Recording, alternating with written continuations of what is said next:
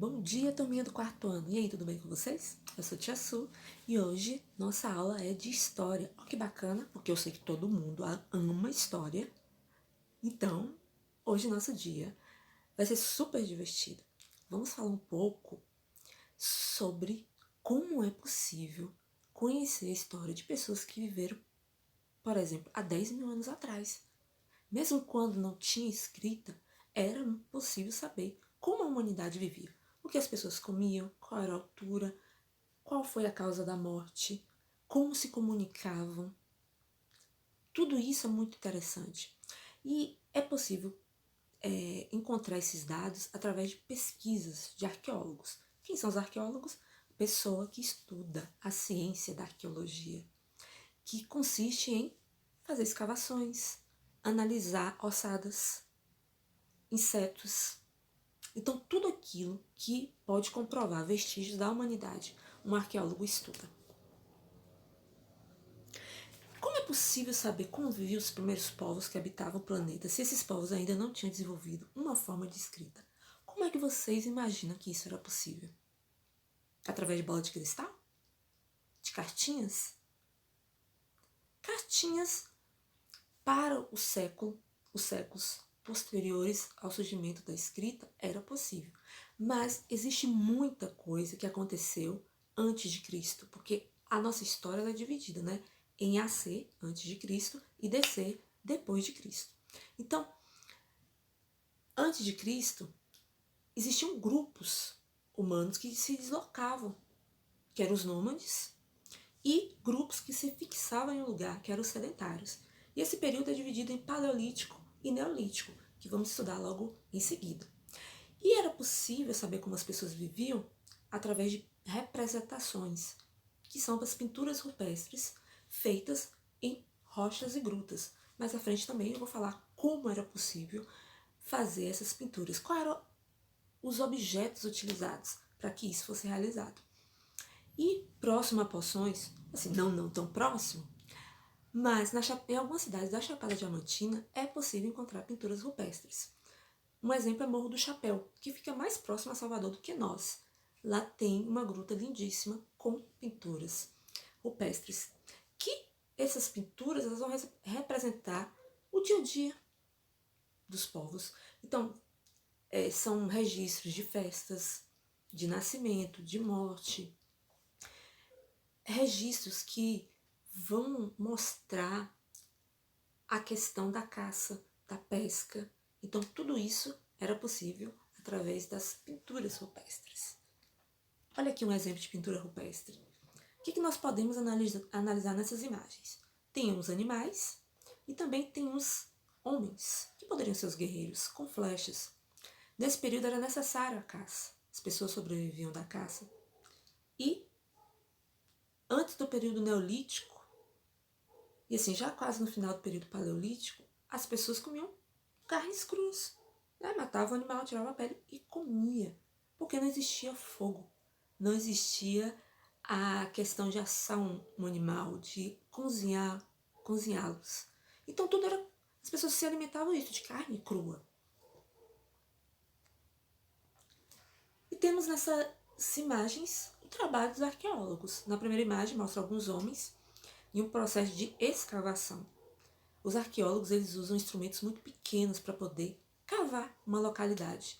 Porque se fossem ferramentas muito grandes, podem quebrar algum osso. Isso é prejuízo muito grande para os arqueólogos. Aí na segunda imagem, vocês vão perceber um homem com um pincelzinho, um homem ou mulher, com um pincelzinho, removendo terra de uma ossada. E veja, olha os instrumentos próximos ao pincel. De um lado tem uma espécie de gilete e do outro um minúsculo martelinho, que é utilizado por esses profissionais. Eu tive a sorte de acompanhar uma escavação realizada por arqueólogos no cemitério dos Pretos Novos, que fica no Rio de Janeiro. Logo no final da aula, vou mostrar para vocês uma foto desse local. E no dia que eu fui fazer a visita, tinham acabado de achar uma ossada e eles estavam limpando. Era de uma mulher e provavelmente era uma indígena que habitou o Rio de Janeiro alguns séculos atrás. Aqui uma representação dos primeiros grupos humanos. Vocês podem perceber que esses homens, eles são bem diferentes de nós, né? A questão da formação craniana, do tamanho do ombro, das vestes. E esses homens aí estão tentando fazer fogo. E são homens africanos. Vale ressaltar que a origem da humanidade é no continente africano, não no continente europeu, como a maioria das pessoas acreditam. Nessa imagem, mostra para vocês como eram as habitações neste período, né? No período paleolítico, que acontece 10.000 anos antes de Cristo, as pessoas se deslocavam com frequência. Eram considerados nômades. E eles não estabeleciam moradia fixa. Então vocês podem ver aqui o que? Cabanas, que é fácil de desmontar. Então, as habitações eram consideradas rudimentares neste período. Aqui eu fiz um slidezinho falando para vocês sobre o período neolítico. É um período de deslocamento. As pessoas migravam muito de uma região para outra pela necessidade de procurar alimentos. Então, por isso que as pessoas eram movidas a migrar. Até hoje em dia existe o processo migratório, né? Existem os migrantes legais e os migrantes ilegais. São pessoas que, os ilegais entram no território sem a permissão do governo. E como o mundo está vivendo muitas guerras, existem os refugiados, que são pessoas que fogem de guerras e procuram outros países mais tranquilos para viver. Então, esse é o deslocamento, né? A população ela não fica quieta, ela se movimenta o tempo todo. Nesse período, a caça, a pesca e a coleta de frutos, raízes e folhas foram formas dos seres humanos obterem seus alimentos. E é interessante, galera, ressaltar uma coisa. A mulher teve um papel fundamental nessa transição do período paleolítico para o neolítico. As mulheres, ao comer um alimento, uma fruta, elas cuspiam as sementes. E elas percebiam que depois de algum tempo, as sementes davam origem a uma árvore frutífera. Então a mulher acreditava que com a agricultura era possível estabelecer moradias e eles deixariam de ser nômades para serem sedentários. E as moradias, como eu falei anteriormente, eram feitas em cavernas, grutas e lugares protegidos. Tá? Por isso que a pintura rupestre era realizada em grutas, porque ali eles habitavam. Tá? Nesse período tinha energia? Lógico que não. A energia é uma coisa muito moderna. Tá? Tinha Wi-Fi? Impossível. Não tinha Wi-Fi. Tá? E após o período neolítico, que contabiliza do século X a.C. até o século V a.C., tem o período neolítico, que é um período que a agricultura começou a ser desenvolvida. Só voltando um pouco aqui ao período paleolítico, neste período descobre a agricultura, principalmente através da observação das mulheres, tá? E ao perceber que a agricultura era uma forma de sustento e era uma forma de se manter alguém fixo em um lugar.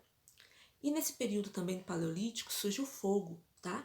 As pessoas começaram a fazer experimentos com rochas e gravetos, batia uma rocha na outra e percebia que esse movimento de bater, nessa atração, saía faíscas, que foi responsável pelo fogo, que é o período da pedra lascada. Por que tem esse nome, tia?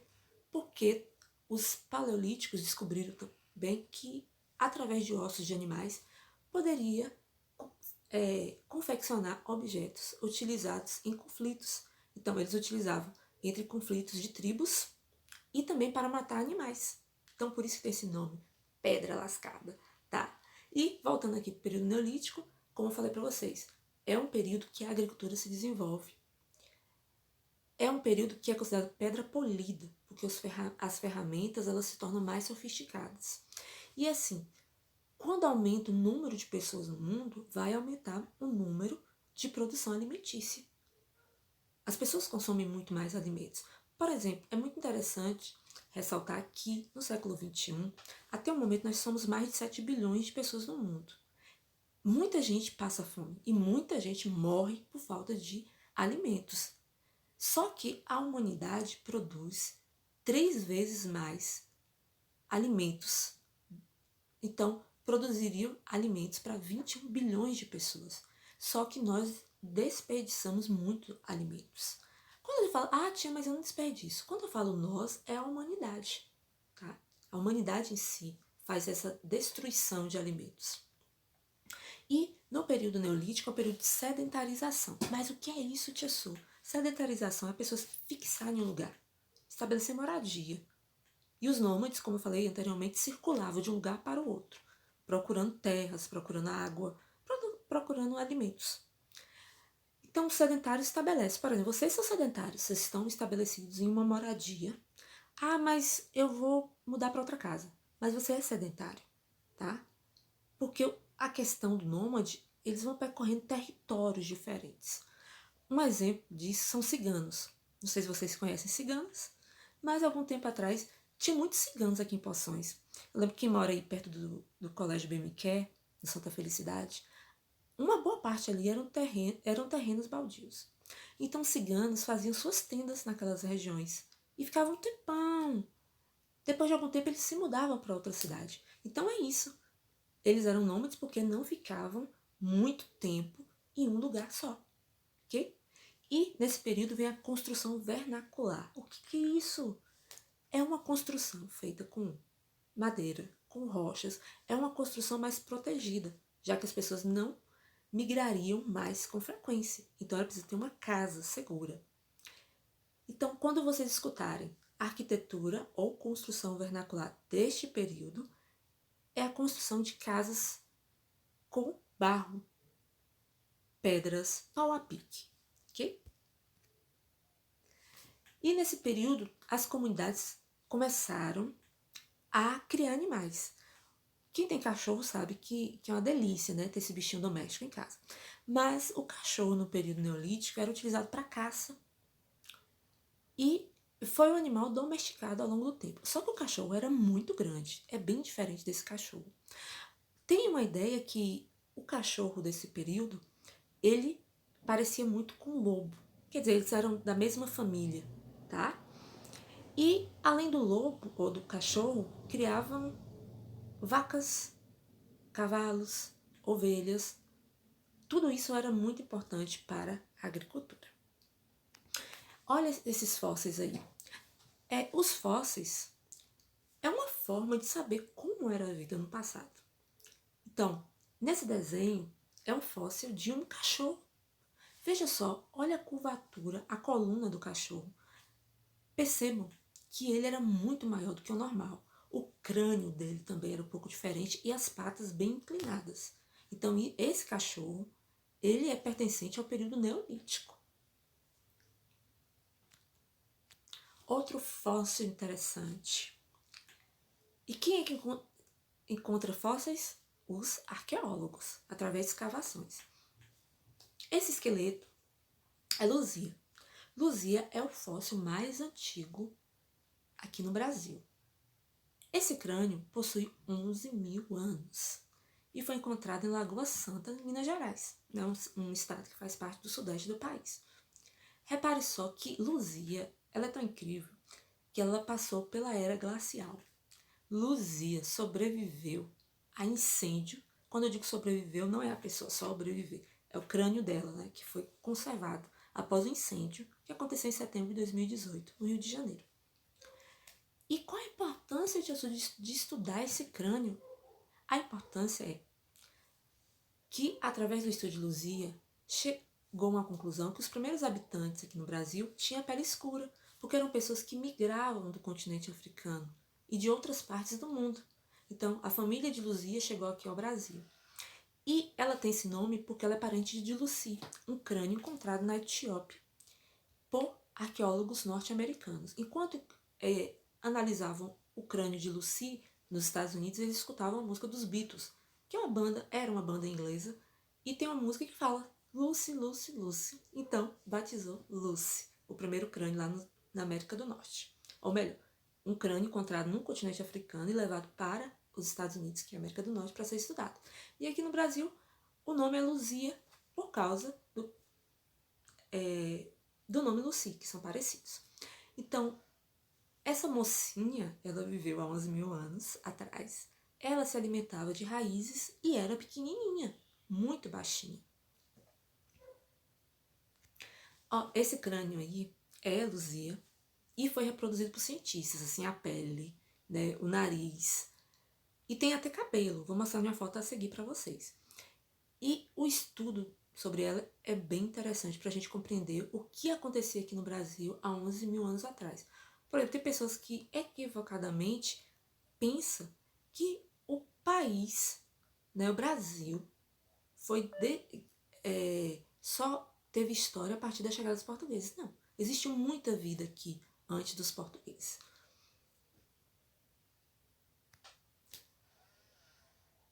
Essa imagem eu fotografei no museu da Universidade Federal do Rio de Janeiro. Eu já falei para vocês como eu gosto de viajar e gosto de conhecer museu. Veja só, bem pequenininho é um fóssil de uma anta. E olha o tamanho da anta na era glacial, porque os animais eram muito gigantes, crianças. Ao longo do tempo, num processo que nós consideramos a evolução, os animais foram diminuindo. Então, esse fóssil, ele foi encontrado em uma região aqui do país e nem todos os ossos que compõem esse esqueleto são verdadeiros. Alguns são feitos de resina. E também é possível conhecer a história através de documentos históricos. Por exemplo, esse palácio, ele fica no Rio de Janeiro, o nome dele é Palácio do Catete, onde os presidentes da República viviam até a construção de Brasília. Esse palácio, ele é lindíssimo, muito bonito. E ele é considerado um documento histórico porque, através dos objetos contidos nele, dá para saber como foi a vida de uma pessoa e os costumes. Para vocês terem ideia, nesse palácio, Getúlio Vargas, que foi um dos maiores presidentes do país, viveu seus últimos dias de vida. E antes de morrer, ele deixou uma carta, que é um documento, falando do que ele sentia, qual era a perspectiva para o país.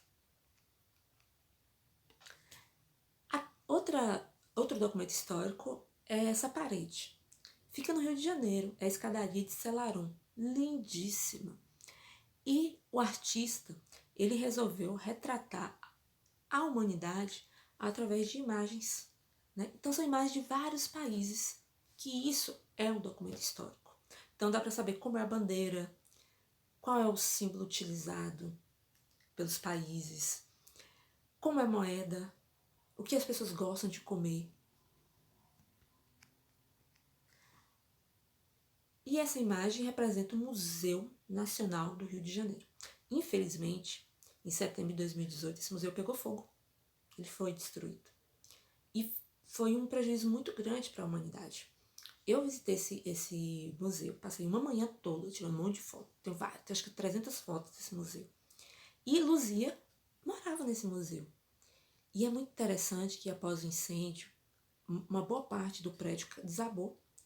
E umas 2, 3 semanas após essa tragédia, encontraram 80% do crânio de Luzia. Os outros 20% foi reconstruído por cientistas.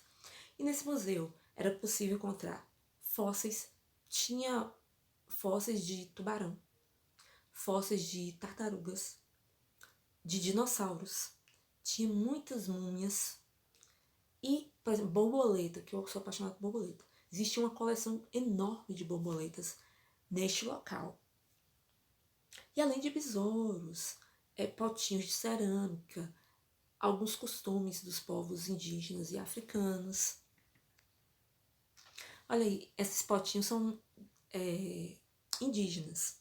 Ah, tia, mas um pote é importante? É importante. Porque através dos potes, os povos indígenas desenhavam figuras. Aqui, não sei se vocês estão observando direito, do lado esquerdo do vídeo, é uma coruja. E a coruja tem uma simbologia, né? A coruja é um animal sagrado para muitos povos. E tem outros potinhos quebrados. Esses potes às vezes são encontrados em túmulos e algumas vezes abandonados em florestas. Então é estudado para que servia, né? Alguns potes, eles serviam como oferendas para os deuses. Eu falei com vocês algumas vezes que muitas civilizações são politeístas. O que é isso? Lembra? Politeísta é uma civilização que acredita em vários deuses. Então os indígenas acreditavam nisso. O deus do sol, o deus da chuva, o deus da fertilidade. Então, por isso que é importante estudar pequenos objetos como os potes. Olha que bonito. Aí é um lugar, né, um sarcófago, onde tem múmias. No Egito, as pessoas eram mumificadas. Mas a gente coloca uma aspa entre as pessoas, né? O ritual mais sofisticado era para governantes, sacerdotes. As pessoas mais pobres não tinham um ritual tão sofisticado. Então, desse sarcófagozinho aí, tem uma múmia. Existem múmias de 2, 3 mil anos atrás que estão intactas, porque o processo de mumificação era muito intenso. Retirava os órgãos que apodreciam com facilidade, colocavam ervas dentro dos corpos e com um tecido, né, enrolava a pessoa, ela era mumificada. E esse ritual era porque as pessoas acreditavam que isso era um sinônimo de passagem, então a pessoa ia para o céu, né? Nesse período, para os egípcios, o coração deveria pesar menos que uma pena. Esses objetos foram encontrados no Valongo. O que é isso de Valongo? Existe um lugar que chama Cais do Valongo, no Rio de Janeiro, que era um lugar, um porto, né, onde os barcos ancoravam, e dessas embarcações vinham alguns escravos para o Brasil. E o Cais do Valongo é um dos patrimônios da humanidade. E é interessante que faz poucos anos que, durante uma escavação, descobriu que embaixo da terra existia uma herança histórica, que era a herança vinda da África. E esse espaço do cais, ele foi soterrado, ou melhor, aterrado, né, pelo governo. Então sumiu. Mas, através das escavações, descobriu que ali na região do Vale do Calunga, no Rio de Janeiro, era um cemitério de povos africanos. Então encontraram algumas sepulturas que tinham esses objetos, brincos, miçangas, tem uns dadinhos que eram utilizados para jogos, e tudo isso junto com os corpos africanos. Eu visitei o cemitério dos Pretos Novos, e lá tinha uma série de objetos que foi encontrado nos túmulos. Para vocês terem ideia, nós iremos estudar sobre escravidão, mas só adiantando o assunto, e por muitas vezes os africanos eles não tinham direito a um sepultamento digno, né? Um túmulo só para eles. Então eram feitas escavações, buracos enormes, e jogavam corpos. Quando lotavam esses buracos, começavam a quebrar os corpos ou colocavam fogo. E isso foi possível descobrir há 20 anos atrás, porque alguns ossos tinham sinais de queimadura. E junto com esses ossos tinham esses pequenos objetos. Então, através desse estudo dá para saber de qual local os africanos vieram. Foi da Guiné? Foi da Nigéria? Foi do Congo? Dava para saber qual era a tradição, qual era a religião. Porque no continente africano tem o islamismo, tem o catolicismo, tem as religiões evangélicas, tem o voodoo, a Umbanda, tem várias tradições por lá. Então, a análise de objetos históricos é super importante para sabermos um pouco dos povos que habitaram aqui. Crianças, só para reforçar,